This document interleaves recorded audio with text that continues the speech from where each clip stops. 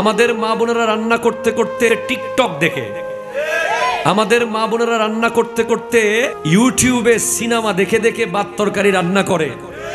অনেক সময় তরকারি পুড়ে ছাই হয়ে যায়, গ্যাসের থেকে আগুন লেগে যায়, ঠিক কিনা? আমাদের মা বোনেরা মোবাইল আর ইন্টারনেটে, ফেসবুকে, ইউটিউবে, ডিশে, টেলিভিশনে, মোবাইলে অনেক সময় ফোনে কথা বলতেছে, আবুল তাবুল প্রয়োজনীয় অপ্রয়োজনীয় কথা। এদিকে রান্না বান্না, চা পুড়ে গেছে, ভাত নষ্ট হয়ে গেছে। আর Syeda Fatematuz Zahra, one of the very smartest lady, গোটা পৃথিবীর সবচেয়ে স্মার্ট নারী। আপনি স্মার্ট কাকে বলবেন? ভাত পুরাই ফেললে উনি স্মার্ট? গ্যাসের চুলায় আগুন লেগে গেলে উনি স্মার্ট? ফাতেমাতুজ জাহরা রাদিয়াল্লাহু তাআলা রান্না করতে করতে কোরআন খতম দিয়ে ফেলতেন।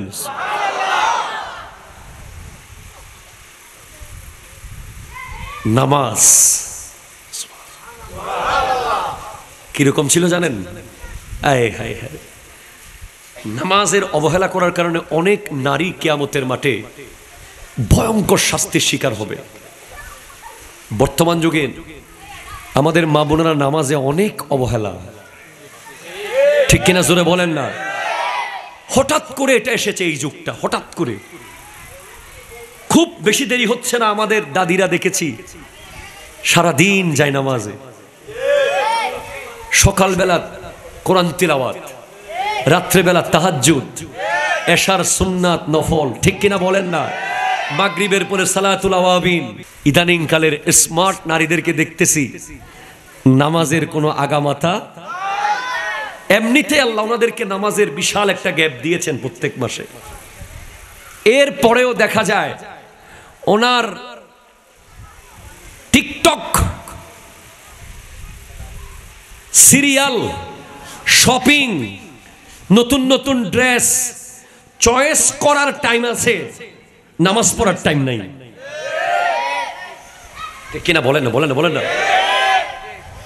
ফাতেমাতুজ জাহরা রাদিয়াল্লাহু তাআলা আনহা 5 ওয়াক্ত নামাজ তো পড়তেন, তাহাজ্জুদ এমন ভাবে পড়তেন, তাহাজ্জুদের সিজদায় গেলে এক সিজদায় ফজর হয়ে যেত। এক রাকাতে সিজদা কয়টা? 2টা। উনি একটা সিজদা করতে পারতেন, মন ভরে ডুবে যেতেন আল্লাহর প্রেমে। কেঁদে কেঁদে বলতেন তাহাজ্জুদের পরে, আল্লাহ আমাকে একটা লম্বা রাত দিও তুমি, আমি একটু মন ভরে সিজদা করব। আচ্ছা আপনি বলেন তো, ওই পেটটা কেমন পেট যেই পেটে তৈয়ব শাহ কিবলা বড় হয়েছে? খুব কাছে থেকে যাচ্ছি। ওই পেটটা কেমন পেট যেই পেটে সৈয়দ আহমদ শাহ সিরিকুটি ছিলেন? ওই পেটটা কেমন পেট যেই পেটে খাজা আব্দুর রহমান চৌরবি খিজরি আলবি ছিলেন? কেমন মা? ওই পেটটা কেমন পেট যেই পেটে 9 মাস 10 মাস 10 দিন গৌসুল আজম শেখ সুলতান সৈয়দ আব্দুল কাদের জিলানী ছিলেন? এবার আপনি বলেন ওই পেটটা কেমন পেট যেই পেটে সুলতানে কারবালা, ইমামে কারবালা, ইমামে হোসেন, আল্লাহ আল্লাহ আল্লাহ, ভাবেন কত দামি পেট যেখানে আল্লাহ ইমাম হুসাইনকে রেখেছেন। সৈয়দা ফাতেমা ওই নারী নামাজ নামাজ নামাজ করতেন, তো আল্লাহ ওনাকে এমন এক নিয়ামত দিয়েছেন যে এই পৃথিবীতে একমাত্র নারী যিনি 30 দিনে 30 দিন নামাজ পড়তেন। একদিনও নামাজ বন্ধ করতে হতো না। কি বলেন? ন্যাচারাল মেডিকেল সায়েন্স বলছে নারীদের কাছে ওই রক্তটা থাকতে হবে যেটার কারণে নামাজ বন্ধ হয়। ওটা না থাকলে সন্তান জন্ম দেওয়া সম্ভব নয়। কিন্তু সৈয়দা ফাতেমা তো ওই রক্তই ছিল না।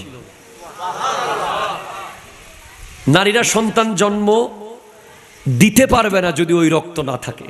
যখন সন্তান পেটে আসে নারীদের ওই টাইমিংটা বন্ধ হয়ে যায়, কারণ সন্তান আমরা পেটের ভিতরে আমাদের মাদের ওই রক্তটা খেয়ে খেয়ে আমাদের হাত হয়, আমাদের পা হয়, আমাদের চোখ হয়, মায়ের ওই রক্ত খেয়ে খেয়ে, যেই রক্তের কারণে মারা 3 দিন 7 দিন 10 দিন নামাজ পড়তে পারে না।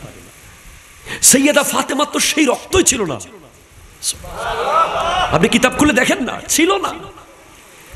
তাহলে হাসান ও হোসাইন আসলো কিভাবে? উত্তর কে দেবে? উত্তর দেওয়ার মতো এমন জ্ঞানী মানুষ আছে কে? বলে 14 শতাব্দীর মুজাদ্দিদ আলা হযরত ইমাম আহমদ রেজা খান ফাজিলে বেরলবি रहमतुल्लाह अलैह लिखतेছেন, तेरी नस्ले पाक में है बच्चा बच्चा नूर का, तू ही आईने नूर, तेरा सब घराना नूर का। বলে এটা তো রক্ত আর মাটির না, এটা তো নূরের। পেটো নূর, পেটের ভিতরে যা এসেছে তাও নূর। এজন্য সৈয়দা ফাতেমাতুজ জাহরা যখন পেটে হাসান ও হোসাইন এসেছিলেন, ওনার পেটের মধ্যে কোনো পরিবর্তন আসে নাই, বড় ছোট হয় নাই, যেমন ছিল তেমন নরমাল। সন্তান জন্ম দেওয়ার পরে মিনিমাম 40 দিন নামাজ পড়া যায় না মারা। সৈয়দা ফাতেমা যেই মুহূর্তে জন্ম দিয়েছেন তার পরের ওয়াক্ত নামাজ পড়েছেন। সৈয়দা ফাতেমাতুজ জাহরা আলা হযরত ইমাম আহমদ রেজা খান ফাজিলে বেরলবি रहमतुल्लाह अलैह लिखছেন, खूने खैरुर रसूल से जिनकी खमर उनकी बेलूस तीनत पे लाखों सलाम। যার বডি তৈরি হয়েছে নবীজির রক্ত দিয়ে, ওনার পঙ্কিলতা মুক্ত সৃষ্টিকে লাখো সালাম। সুবহানাল্লাহ জোরে বলেন। সৈয়দা তৈয়বা আবেদা জাহেদা, সুবহানাল্লাহ সুবহানাল্লাহ। জানে আহমদ কি ফাতেমা পে লাখো সালাম। কোরআনের পরদে পরদে যার শান, সূরা দাহর। আপনি অবাক হবেন যারা আমার মাইকের আওয়াজ শুনছেন, আমার মা বোনেরা, এবং অনলাইনে যারা শুনবেন, বাংলাদেশে অসংখ্য নারীরা আছেন যারা আফসোস করে যে আমার বাবা আমাকে কোন স্বামীর হাতে বিয়ে দিয়েছে। আফসোস করে কি করে না বলেন না? করে।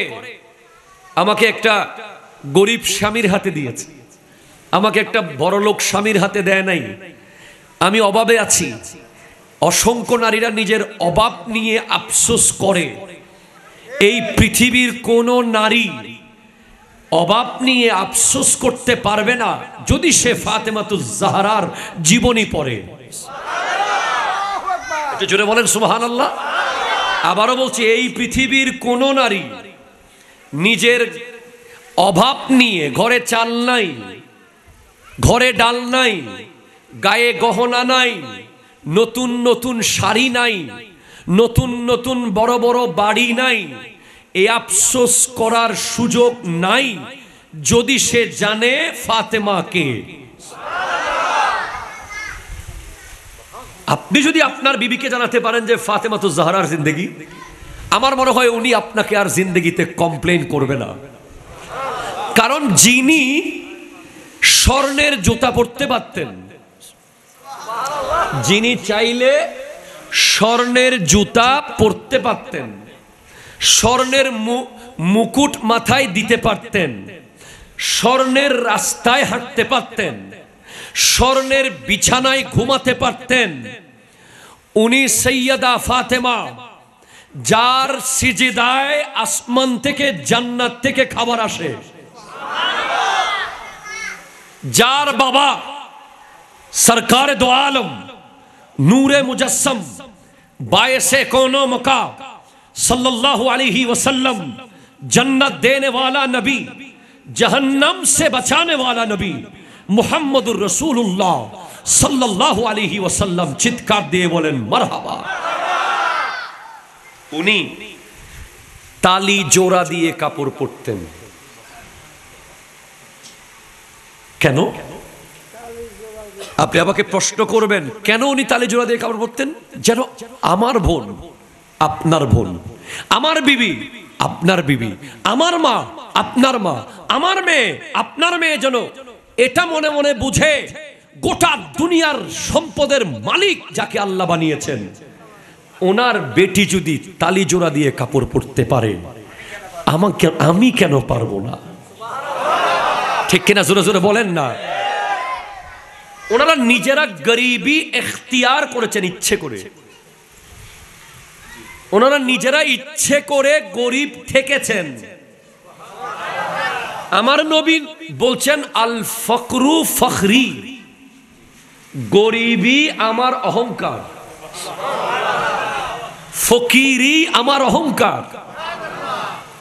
হায় আমি কোথায় যাব? কোরআন বলছে মারাজাল বাহরাইন, দুইটা সাগর চলমান। একটা সাগরের নাম হলো মৌলা আলী, আরেকটা সাগর হলো সৈয়দা ফাতিমাতুজ জাহরা রাদিয়াল্লাহু তাআলা আনহা। ভাই, মেয়ে দেখতে হলে আগে মা দেখতে হবে, কথা কয় না?